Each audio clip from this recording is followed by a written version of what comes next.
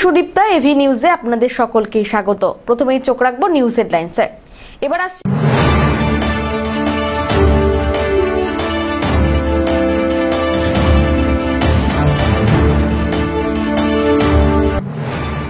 চাকরি হারাতের পথ অবরোধ, বিক্ষোভে সরগরম জলপাইগুড়ি, পোস্টার হাতে অবরোধে সামিল ছোট্ট শিশু।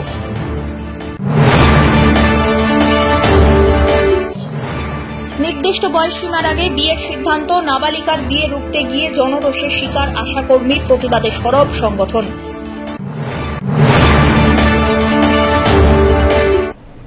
এবার আসছে বিস্তারিত সংবাদে। জলপাইগুড়িতে পথ অবরোধে সামিল চাকরিহারারা, পোস্টার হাতে অবরোধে সামিল ছোট্ট শিশুও, আর তাই সেই পোস্টারে লেখা আমার বাবা যোগ্য শিক্ষক। বুধবার অবরোধের এমনই চিত্র দেখা যায় জলপাইগুড়ি জাতীয় সড়কের গোশালা মোড়ে। কিছু সময়ের জন্য পথ অবরোধের চেষ্টা করেন এবং নিজের মন্তব্য তুলে ধরার চেষ্টা করেন 2016 সালের এসএসসির চাকরিহারারা। এদিন ডিআই অফিসের সামনে দীর্ঘক্ষণ অবস্থান বিক্ষোভ আন্দোলনের পর পায়ে হেঁটে মিছিল করে তারা চলে আসেন জাতীয় সড়কে। যদিও আগে থেকেই বিশাল পুলিশ বাহিনী গোশালা এলাকায় পৌঁছে যায়। ওয়ান ওয়ের দুটি পথ জুড়ে মানববন্ধনে সামিল হন চাকরিহারা শিক্ষক শিক্ষিকা এবং শিক্ষাকর্মীরা। প্রায় 10 মিনিট ধরে চলে এই অবরোধ। পরে নিজেরাই সেই অবরোধ তুলে নেন তারা। চাকরিহারাদের তরফ থেকে তমালিকা দত্ত কি বললেন শুনুন। চাকরিহারাদের পক্ষ থেকে মেঘনাথ রায় বলেন, আজকে আপনারা সবাই জানেন কিভাবে সুপ্রিম কোর্ট একটা ভীষণই বায়াসড একটা ডিসিশন দিয়েছে। Without proper verification, without proper investigation আমাদের প্যানেলটা ক্যান্সেল করা হয়েছে। আমরা কি কারণে আমাদের পুরো প্যানেলটা ক্যান্সেল করা হলো সত্যি বলতে আমরা এখনো জানি না, আর এটা পুরোপুরি ইনজাস্টিস। আমরা জানি যে মানে 100টা যে কালপ্রিট আছে তারা ছাড়া পেতে পারে, কিন্তু একটা ইনোসেন্ট যেন কখনোই দোষী না হয়, এটা আমরা সবাই জানি।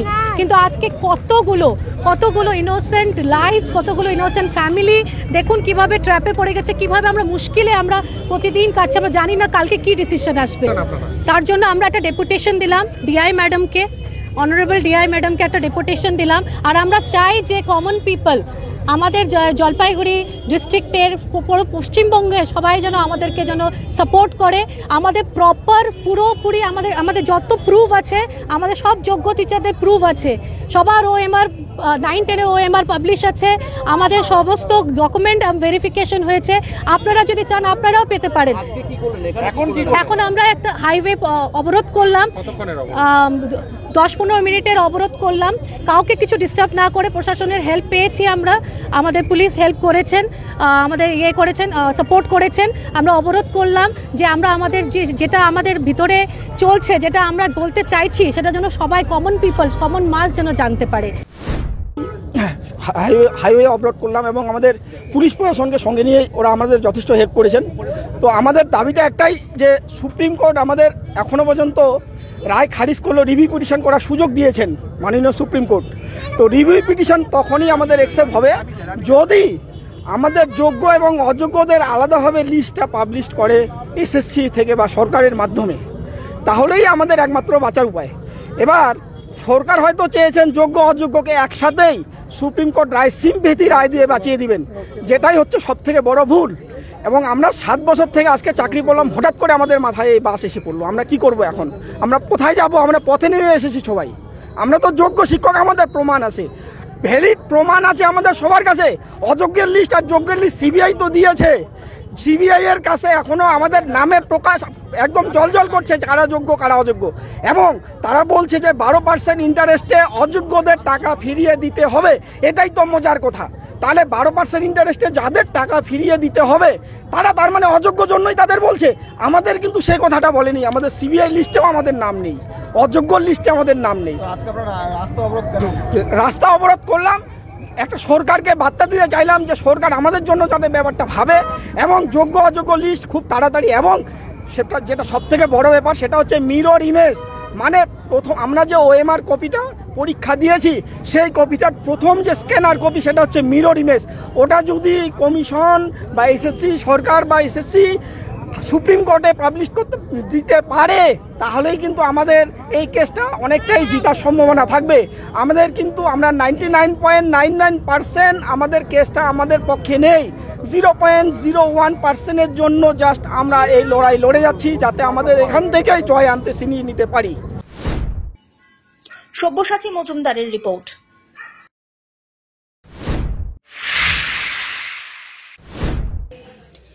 সুপ্রিম কোর্টের রায়ে বিদ্যালয়ে চাকরি হারিয়েছেন প্রায় 26,000 জন। আর জলপাইগুড়ি জেলার চাকরিহারারা বুধবার ডিআই অফিসের সামনে বিক্ষোভে ফেটে পড়লেন। ডিআই অফিসের ভেতরে ঢোকার চেষ্টা করেন তারা, তবে পুলিশ গেটের বাইরে তাদের আটকে দেয়। এরপরে রাস্তার ওপরে বসে পড়েন তারা। চাকরিহারাদের দাবি, তাদের ভবিষ্যৎ কি তারা বলতে পারছেন না। মুখ্যমন্ত্রী পরিষ্কার করে কিছু বলেননি, তাই তারা আন্দোলনের পথ বেছে নিয়েছেন। আমাদের আর কোনো উপায় নেই, আমাদের চাকরিটা চলে গেছে, আমাদের প্যানেলটা সুপ্রিম কোর্ট থেকে ক্যান্সেল হয়ে গেছে। আমরা রাস্তায় বসেছি আমার ডিআই ম্যাডামের সাথে। আমাদের ভবিষ্যৎটা কি, আমাদের খোলসা করে মুখ্যমন্ত্রী ভালো করে কিছুই বলছেন না, যে আমাদের আবার বলছে এই যে কয়েক মাস করতে, আবার ভলেন্টিয়ার করতে। তাহলে আমরা বেতন পাচ্ছি কি পাচ্ছি না আমরা কিছুই জানি না। বেতন ছাড়া আমরা কাজ করবো কেন? ওনারা তো আটকে দিচ্ছেন, আগেই অনেক লাঠি ব্যারিকেড ওনারা আগেই ভেবেছেন আমরা অনেক কিছু কেউ সৃষ্টি করব, কিন্তু আমরা শিক্ষক, আমরা মানুষ গড়ার কাজ করি, আমরা এমন কোনো কাজ করব না, বারবারই বলছি, যা আইন বিরুদ্ধ হয়। তবুও আমাদের ঢুকতে দেওয়া হচ্ছে না কেন আমরা বুঝতে পারছি না। আমরা ডিআই ম্যাডামের সাথে কথা বলে জানতে চাচ্ছি যে আমাদের ভবিষ্যৎটাকে, আমাদের নেক্সট যে আমরা স্কুলে যাব কি যাব না, আমরা স্যালারি পাবো কি পাবো না, আমাদের সংসার চলবে কি দিয়ে। এটা আমাদের দাবি, যতক্ষণ না মানবে ততক্ষণ চলবে। সেটা তো আমরা টাইম বলতে পারছি না, যখন ডিআই ম্যাডাম না আসবে। কত অবরোধ? বসে পড়েছে। সাধারণ মানুষ কি আমাদের সমস্যায় পাশে দাঁড়িয়েছে? আমরা তো মানুষ গড়ি। চাকরি আমরা তো, আমি একটা চাকরি ছেড়ে দিয়ে রিজাইন করে এসেছি, তারপরে আবার পরীক্ষা দিয়ে এসেছি। সেখানে কিছু সংখ্যক চোর, বলতে গেলে চোর চুরি করে চাকরি করার পলিটিক্যালি একটা গেমের শিকার হয়েছি আমরা। বিভিন্ন পলিটিক্যাল গেমের শিকার হয়ে আজকে আমাদের এই অবস্থা। আমাদের বাচ্চা, আমাদের সবকিছু ফিউচার অনির্দিষ্ট। সুতরাং এখন আমরা আমাদের কথা ভাববো, তারপরে সাধারণ মানুষের কথা ভাববো। এদিন ডিআই ম্যাডাম অফিসে ঢোকার সময় চাকরিহারা আন্দোলনকারীদের সঙ্গে কথা বলেন। পরবর্তীতে আন্দোলনকারীদের পক্ষ থেকে কয়েকজন ডিআই ম্যামের হাতে তাদের দাবিপত্র তুলে দিলেন। কোন রকম অপ্রীতিকর ঘটনা এড়াতে বিরাট পুলিশ বাহিনী প্রস্তুত ছিল। মোটামুটি 600 হবে, দ্যাট টু টেন্টেটিভ লিস্ট। এখনো কোনো ইনস্ট্রাকশন আসেনি স্টেট থেকে। আজকে কি বললো ওনারা? না, ডেপুটেশন তো আপনারাও শুনেছেন সবাই, ঠিক আছে। ওনার ডিমান্ড আছে, এটা আমি ফোন করবো, হাই অথরিটি এখানে পাঠাবো। ধীমান রায়ের রিপোর্ট, এভি নিউজ।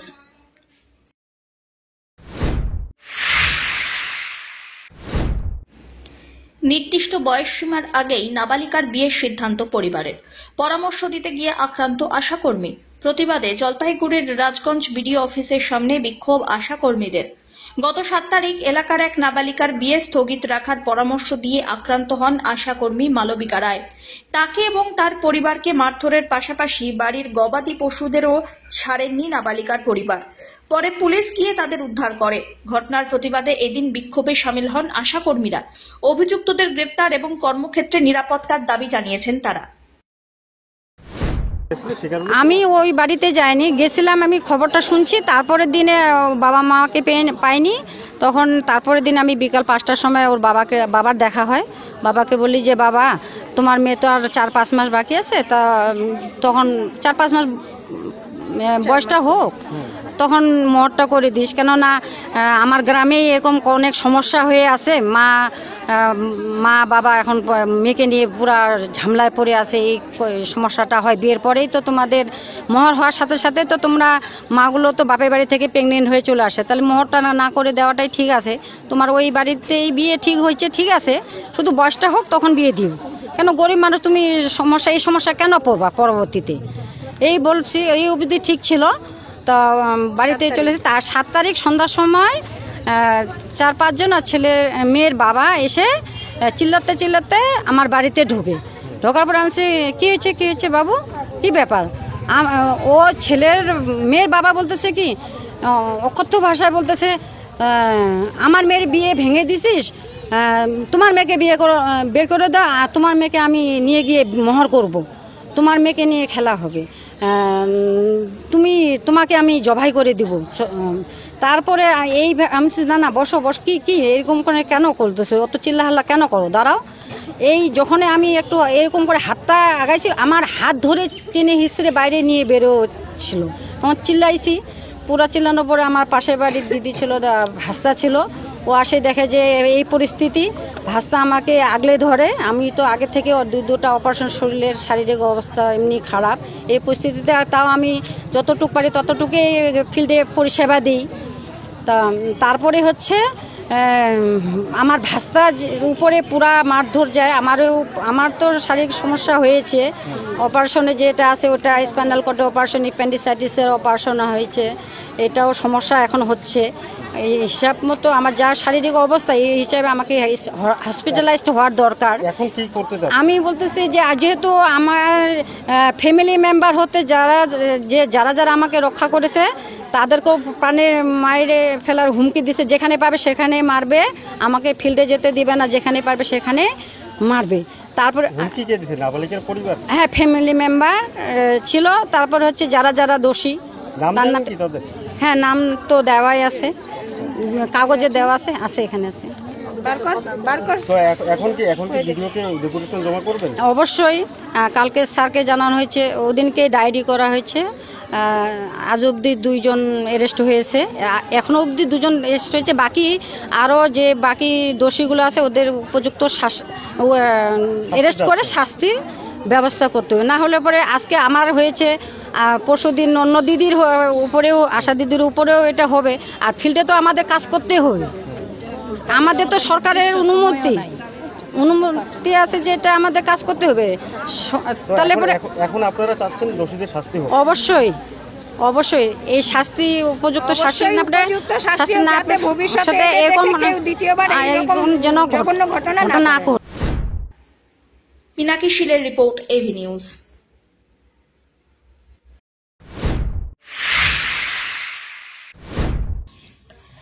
ধর্ষণের বিচার চলছে, তারই মাঝে এমন খবরে চমকে উঠলেন নির্যাতিতার পরিবার। ধর্ষিতা হয়ে গর্ভবতী, দাদু দিদার বাড়িতে থেকেই পড়াশুনো, আর সেই দাদুরই ঘনিষ্ঠ এক বন্ধুর দ্বারা ধর্ষিতা হয়ে গর্ভবতী হয়ে পড়েন এক নাবালিকা ছাত্রী। 2019 সালের জুন মাসে জলপাইগুড়ি শহরের বুকে ঘটে যাওয়া সেই ঘটনায় গ্রেপ্তার হন অভিযুক্ত।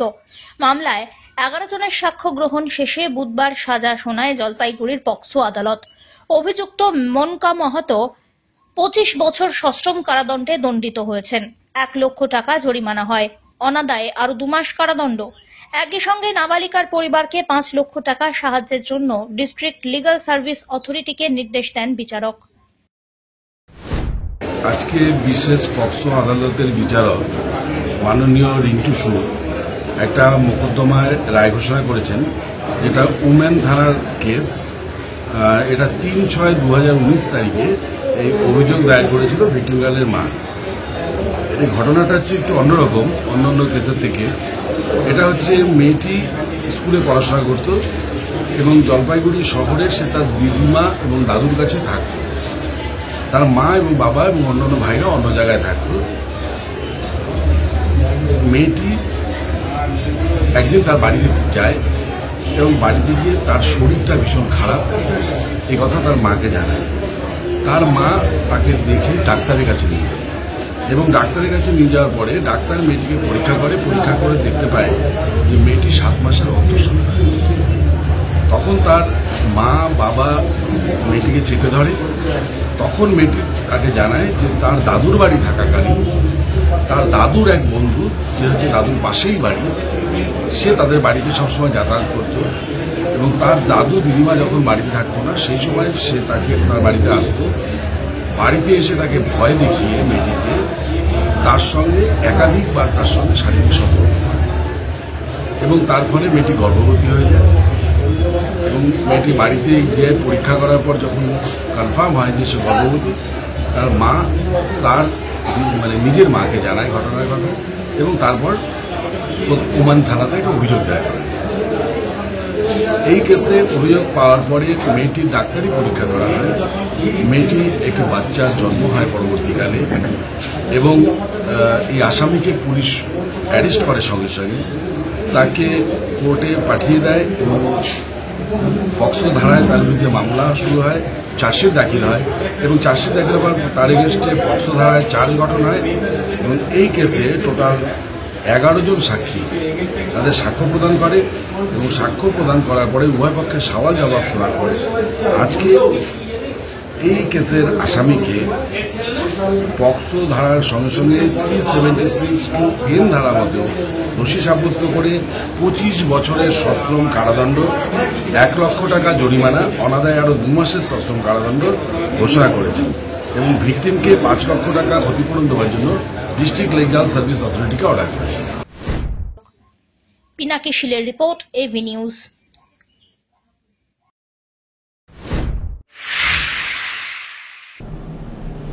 নিয়ে নিচ্ছে ছোট্ট একটি বিরতি, ফিরে আসছি বিরতির পর, সঙ্গে থাকুন।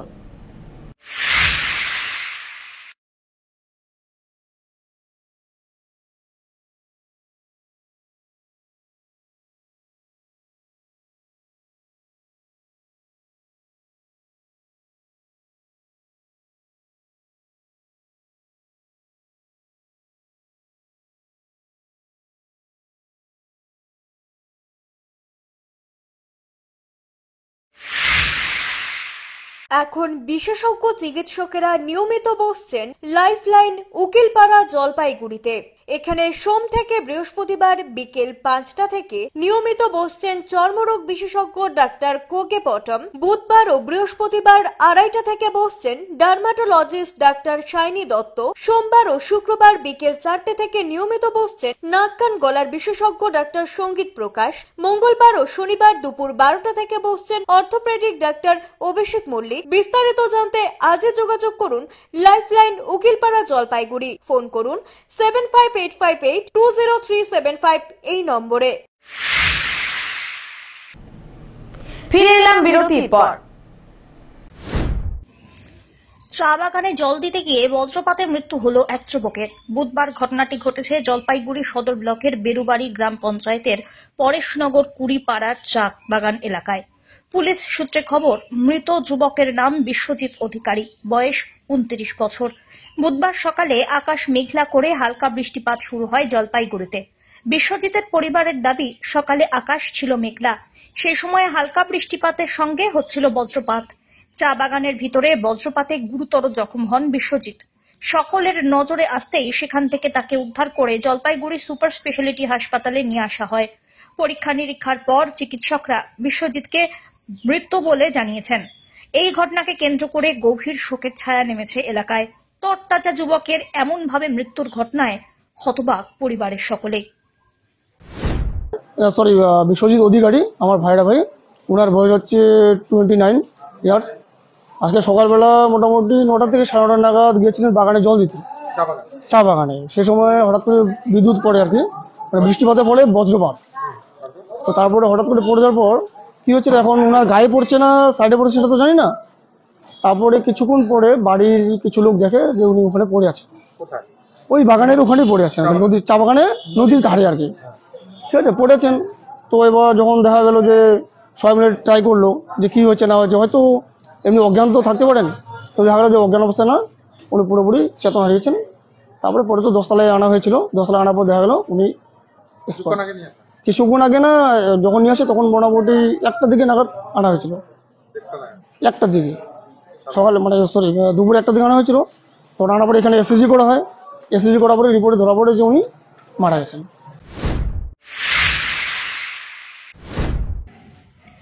যাত্রীবাহী ট্রেনের ধাক্কায় গুরুতর জখম হলেন এক মহিলা।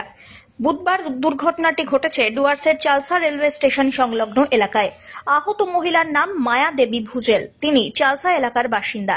জানা গিয়েছে এদিন ওই মহিলা চালসা রেলওয়ে স্টেশন সংলগ্ন রেল লাইনের ধার দিয়ে হাঁটছিলেন। সেই সময় আলিপুর দুয়ারগামী প্যাসেঞ্জার ট্রেনের ধাক্কায় মহিলা আহত হন। এরপর এলাকায় থাকা মাল পরিমল মিত্র স্মৃতি মহাবিদ্যালয়ের এনসিসির ক্যাডেটসরা আহত মহিলাকে উদ্ধার করে মাল সুপার স্পেশালিটি হাসপাতালে নিয়ে যান, কিন্তু তার আঘাত গুরুতর হওয়ায় তাকে উত্তরবঙ্গ মেডিকেল কলেজ ও হাসপাতালে স্থানান্তরিত করা হয়। বর্তমানে সেখানেই চিকিৎসাধীন রয়েছেন তিনি। ধীমান রায়ের রিপোর্ট, এভি নিউজ।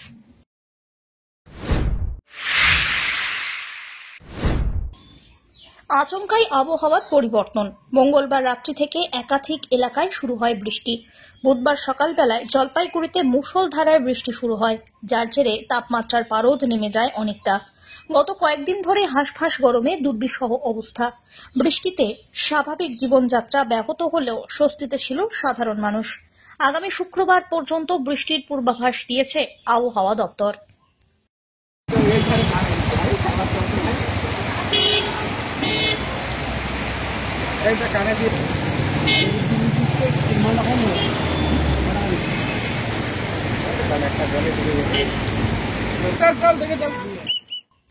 পিনাকি শীলের রিপোর্ট, এভি নিউজ।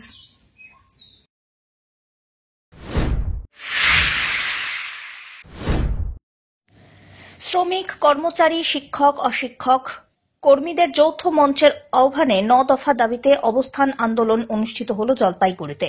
বুধবার পিডব্লিউডি মোড় সংলগ্ন এলাকায় সংগঠনের সদস্যদের উপস্থিতিতে 3 ঘণ্টার জন্য অবস্থান কর্মসূচি চলে।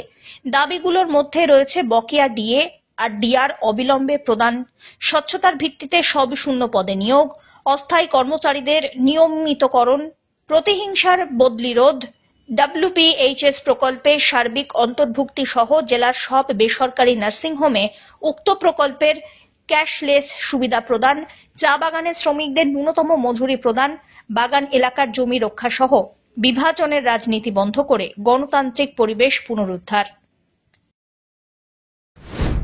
মূলত কি দাবিতে আমাদের সারা রাজ্য জুড়েই গত 7 তারিখ থেকে আমাদের মোট রাজ্যে 87টা মহকুমা আছে। সেই মহকুমাতে আমরা আমাদের 7 দফা দাবি এবং স্ব জেলার ক্ষেত্রে আরও 2 দফা দাবি যুক্ত করা হয়েছে। আমাদের জলপাইগুড়ি জেলার ক্ষেত্রে শ্রমিকরা যে চা শ্রমিকরা যে আক্রান্ত হচ্ছে, তাদের মজুরি পাচ্ছে না, যে হারে দ্রব্যমূল্য বৃদ্ধি হচ্ছে, সবটা নিয়েই আমরা 9 দফা দাবিতে আজকে এখানে জলপাইগুড়ি জেলার সদর মহকুমাতে আমরা সবাই মিলিত হয়েছি। যৌথ মঞ্চের আহ্বানে এটা করছে। শ্রমিক মঞ্চ সারা পশ্চিমবাংলা জুড়েই 7 তারিখ থেকে এই মহকুমাতে আমাদের এই দাবিগুলোকে নিয়ে আমাদের দাবির মধ্যে আপনারা জানেন যে আমাদের রাজ্যের যে নৈরাজ্য চলছে, মারাত্মকভাবে নৈরাজ্য চলছে, যেভাবে দুর্নীতি হচ্ছে শিক্ষার ক্ষেত্রে, স্বাস্থ্যের ক্ষেত্রে, খাদ্য দপ্তরে যেভাবে দুর্নীতি হচ্ছে, এবং শিক্ষার ক্ষেত্রে অতি সম্প্রতি যে সুপ্রিম কোর্টের ভার্ডিক্ট যেটা দিয়েছে যে 25,752 যে চাকরি চলে গেছে, অযোগ্য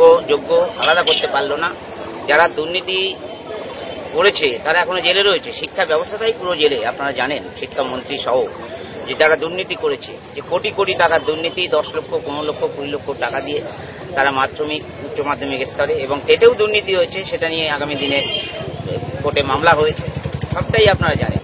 এবং আমাদের যে জ্বলন্ত সমস্যা, অর্থনৈতিক অধিকারগত সমস্যা, যে আমাদের ধর্মঘটের অধিকার, আমাদের ট্রেড ইউনিয়ন করার অধিকার কেড়ে নেওয়া হচ্ছে, এবং একটা স্বৈরাচারী রূপ, চূড়ান্ত রূপ এই সরকারের, একটা প্রতিহিংসা পরায়ণ রূপ, তা প্রকাশ পাচ্ছে বদলির মধ্যে দিয়ে। আমাদের বিভিন্ন সংগঠক নেতৃত্ব যারা জেলায় জেলায় আছেন, ব্লকে আছেন, তাদেরকে বিভিন্ন জায়গায় নর্থ বেঙ্গল থেকে সাউথ বেঙ্গল, সাউথ বেঙ্গল থেকে নর্থ বেঙ্গলে সব ট্রান্সফার করা হয়েছে 11 সালের পর থেকে। এবং রাজ্য কোঅর্ডিনেশন কমিটিকে ভেঙে দেওয়ার জন্য মুখ্যমন্ত্রী নিজে নেতাজি ইন্ডোরে, আপনারা জানেন, তাদের সংগঠনের একটা সভাতে তিনি বলেছিলেন রাজ্য কোঅর্ডিনেশন কমিটিকে ভেঙে দাও, গুড়িয়ে দাও, পারবেন তো পারবেন তো। এইটা হচ্ছে একটা মুখ্যমন্ত্রীর বক্তব্য যদি হয়, সেই মুখ্যমন্ত্রী বা সেই সরকারের তাদের যে সদিচ্ছা, রাজনৈতিক সদিচ্ছা, সাধারণ মানুষের প্রতি যে সহানুভূতি, নির্বাচনে যে মানুষ বিশ্বাস করে এনেছে যাদের, সেই দলের যেই পরিণতি হবে। সব্যসাচী মজুমদারের রিপোর্ট, এভি নিউজ।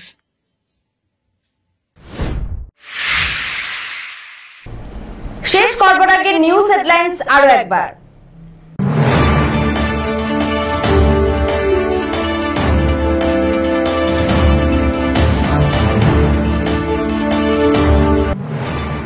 চাকরি হারাতের পথ অবরোধ, বিক্ষোভে সরগরম জলপাইগুড়ি, পোস্টার হাতে অবরোধে সামিল ছোট্ট শিশু।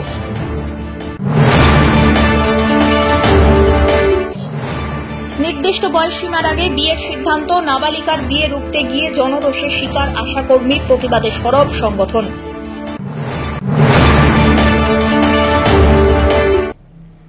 এখনকার মতন এভি নিউজ এ পর্যন্তই। পরবর্তীতে আসছি আরো সংবাদ নিয়ে। দেখতে থাকুন আমার ভিশন। নমস্কার।